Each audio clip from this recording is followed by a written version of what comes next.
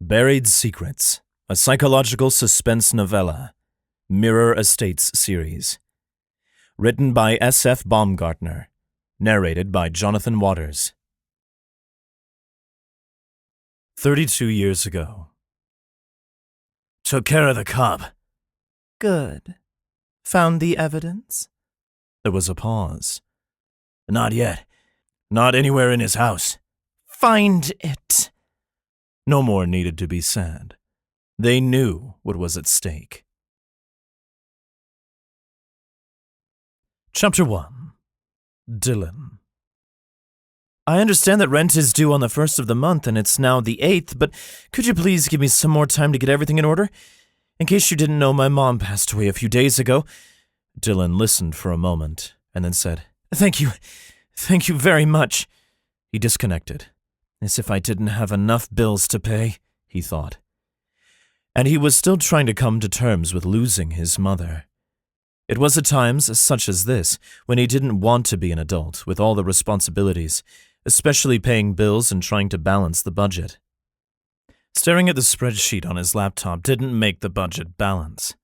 After graduating from college just about 2 years ago, he had moved back in with his mom to save money while paying off student loans. It felt as though her presence lingered in the living and kitchen spaces. He envisioned her spirit hovering by the refrigerator, perusing the doctor's reminder magnet to confirm the date of her upcoming appointment. Pick up your socks. Put the dishes in the dishwasher. She used to yell at him for leaving things all over the place. Now he glanced at the mess in the kitchen sink and decided to clean up.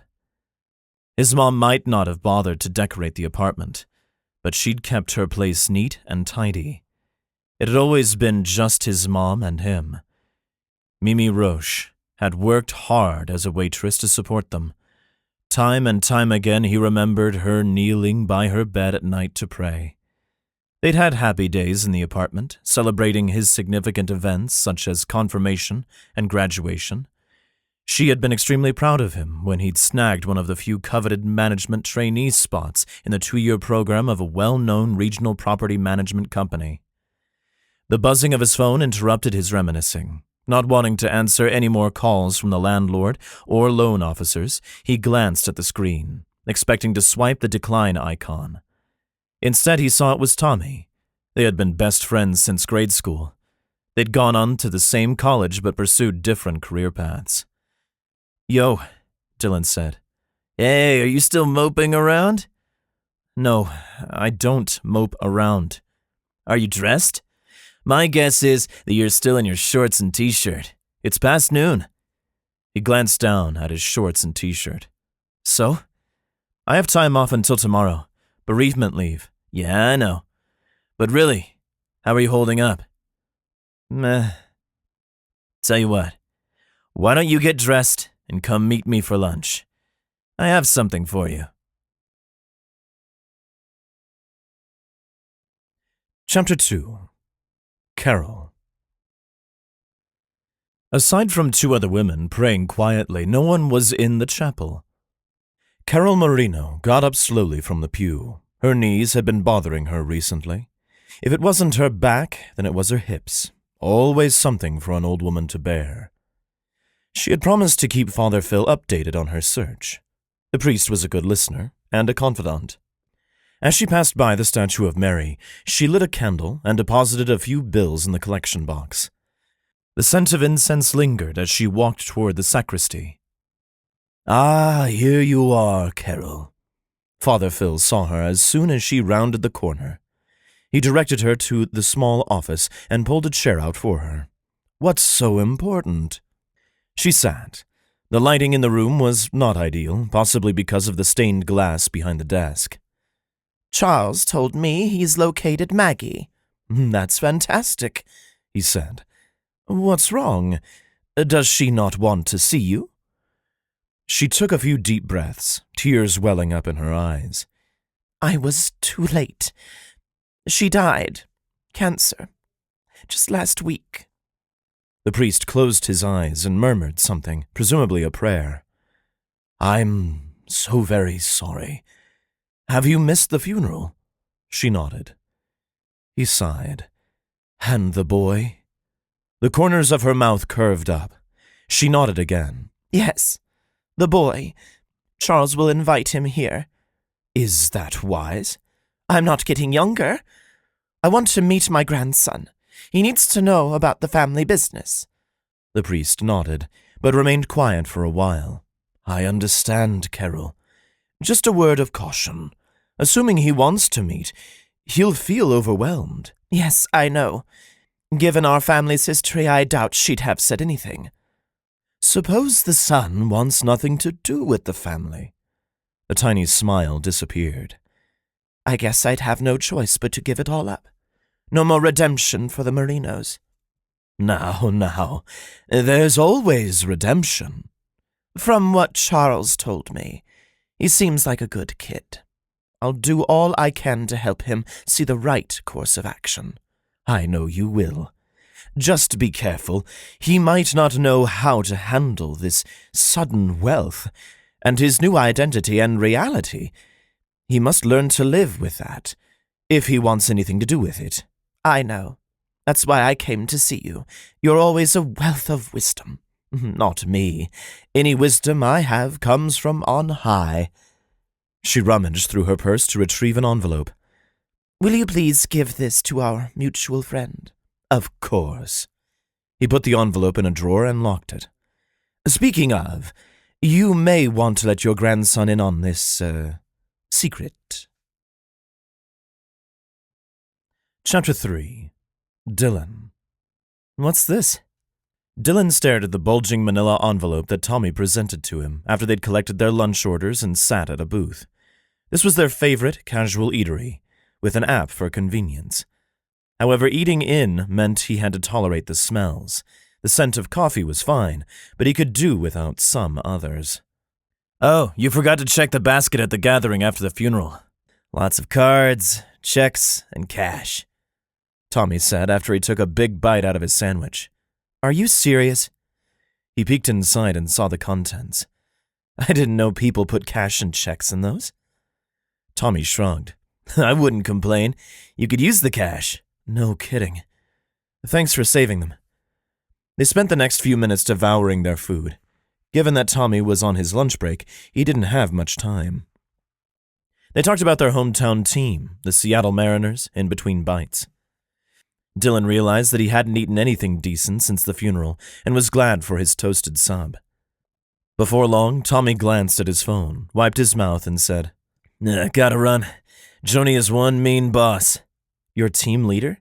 Yep, just biding my time. I don't think you need to worry, dude. You passed the CPA exams. Wait till you have the requisite experience. You can go anywhere you want. Hang in there, Dylan said, and they walked out the door. Yeah. Later. A few minutes later, Dylan was back at his apartment complex. Just as he began walking toward his building, someone called his name.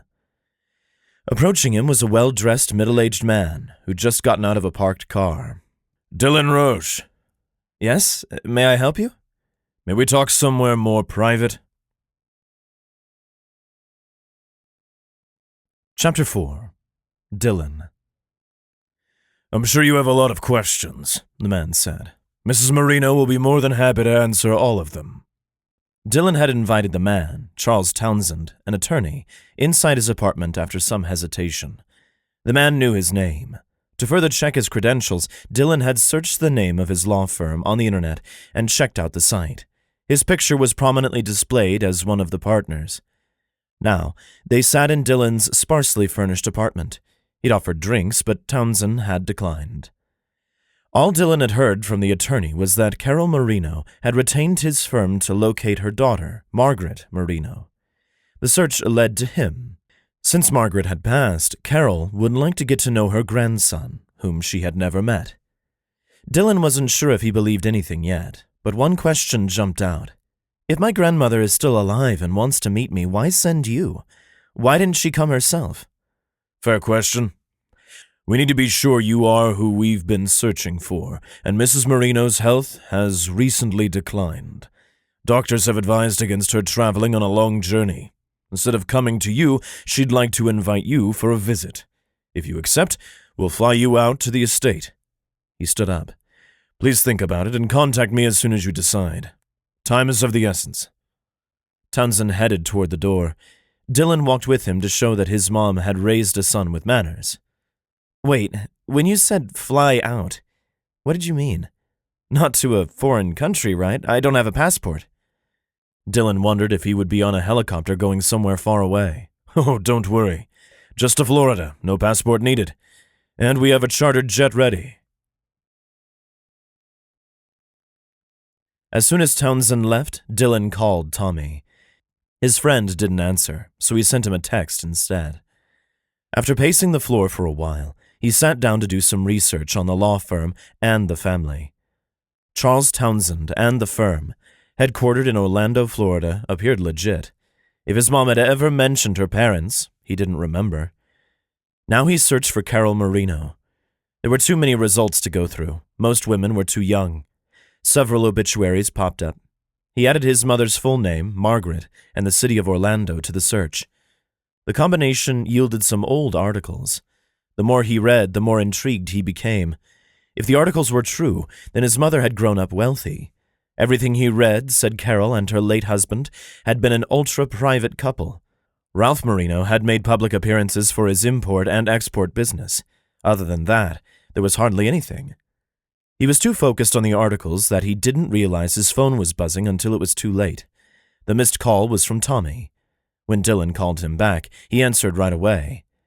After he briefly explained what Townsend had said, his buddy agreed to come over as soon as he got off work.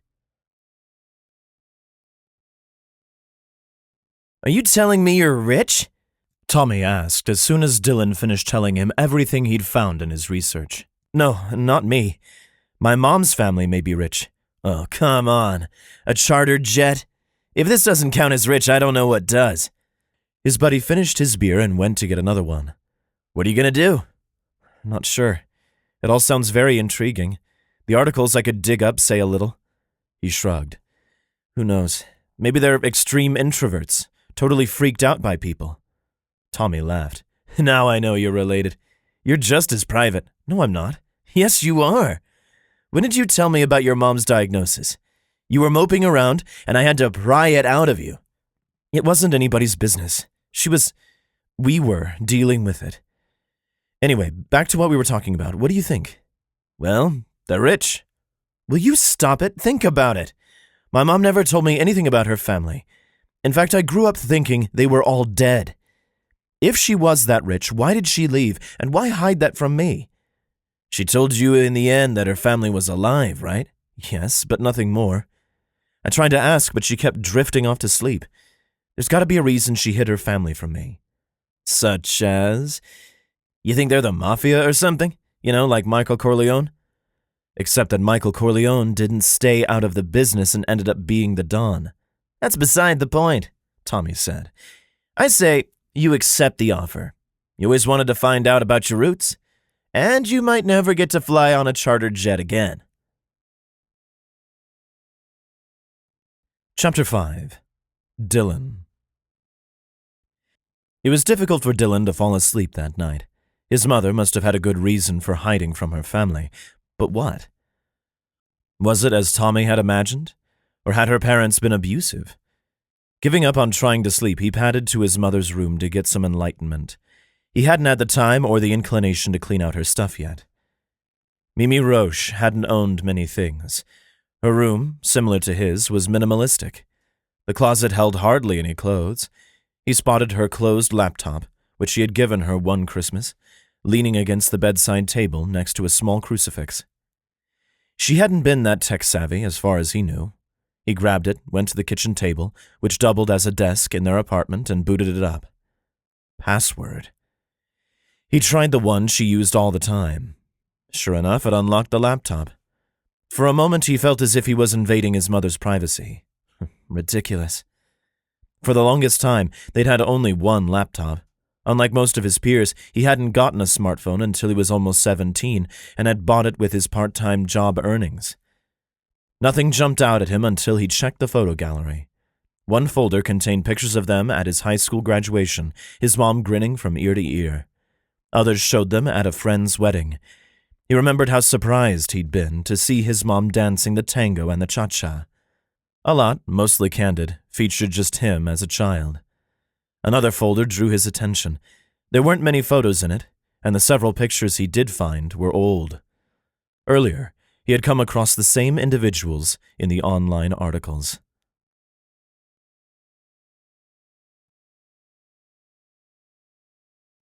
This has been Buried Secrets, a psychological suspense novella, Mirror Estates series.